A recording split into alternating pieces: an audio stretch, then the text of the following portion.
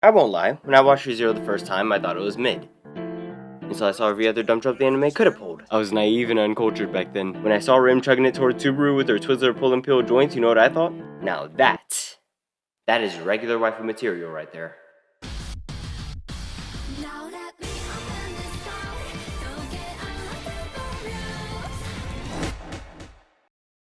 Man, I was playing so many games it would actually be wild if I got isekai into one of them.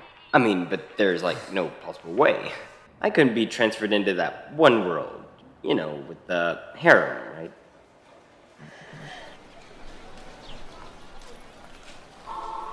Hey man, I was just playing around. Who knew there was more than one way to log out of life?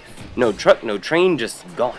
If you didn't already know, this is Subaru Natsuki, or Subaru for short. And depression is kinda his thing. He gets transported to the lively location known as Lagunica after buying some groceries. Now, a normal person would probably be confused and try to get back home, at least for the first half an hour. But not this guy. His whole life changes, and almost without hesitation, he pretty much says, well, we all know what this means, take me to the Demon King, let's not waste any time now.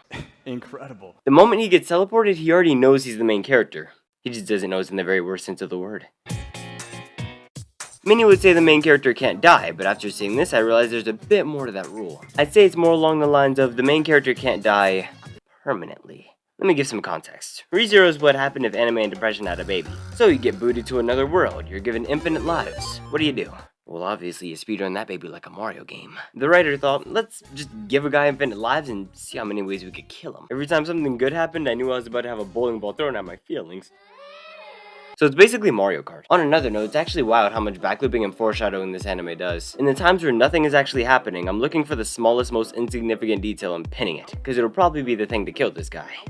And it'll probably have a backstory too. Here, let me explain. You know that anime can't have foreshadowing without a juicy backstory that nobody will ever really care about, and ReZero is no different. But just why were there so many? Understanding a character's emotions, thoughts, ambitions, family tree, favorite food, best friends, schedule, pet, that's all great. Also, if I really want to know. But do we really need this for every character that speaks more than a paragraph of dialogue? Look, I get someone like Beatrice having a backstory. She's literally been sitting here waiting for one for 400 years. But did someone really think the recipient would be sitting down thinking, yeah, Amelia's story is great and all, but what about that?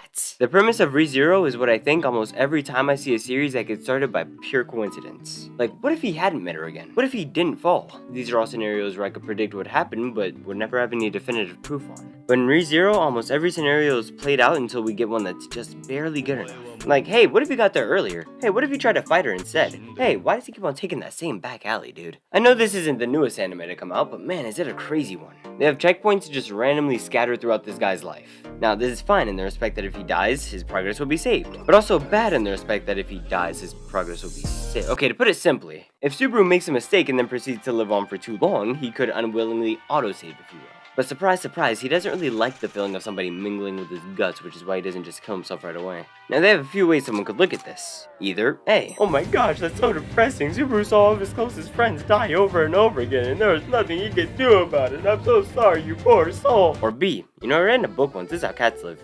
I've got to give ReZero credit where it's due. The situations that come up never have easy answers, and dying is always only ever used as a last resort. Subaru constantly needs to retrace his exact footsteps, and as you could probably imagine, that is incredibly exhausting.